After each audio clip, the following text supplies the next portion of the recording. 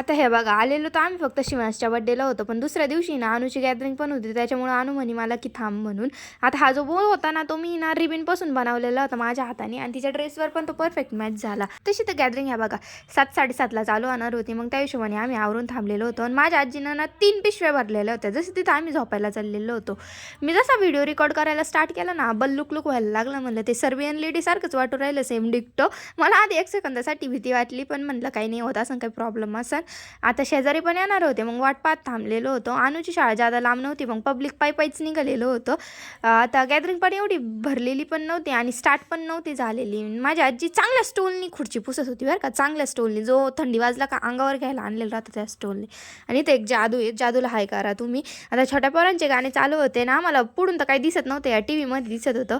आल्या आल्या पहिले पिशवीतून निघाले कुरकुरे, मग पेरू. आता खायला आता आम्ही इथं स्टार्ट केलं स्टार्टिंगला. आता या बघा, चरायला असलं का मग आम्हाला काही कोण लागत नाही, तर मी गॅदरिंग दिली सोडून आणि गायच्याच नादी लागले. मग इथं ना अनुचं गाणं स्टार्ट झालं, तर आम्ही ते बघत होतो आणि दिसत तर आम्हाला काहीच नव्हतं. हा जो मोठा TV लावलेला होता ना, त्यातूनच आम्ही बघत होतो.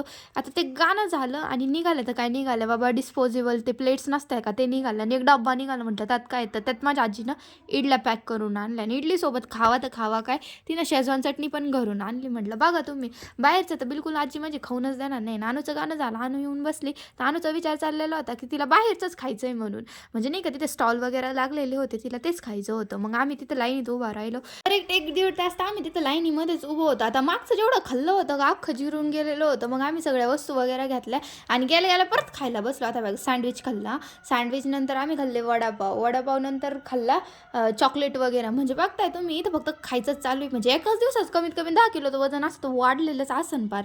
आणि इथं चरलो, चॉकलेट खाल्ले थोडीशी, म्हटलं बस आता. आणि तर शिवांशचं चाललेलं होतं की दीदीचं गाणं झालं तर घरी चला म्हणून. मग आम्ही घरी निघालो 9च्या आसपास आणि ना तिथं अनु नाचायला लागली तिच्या मम्मीच्या भावती की तिला पाणीपुरी खायची म्हणून.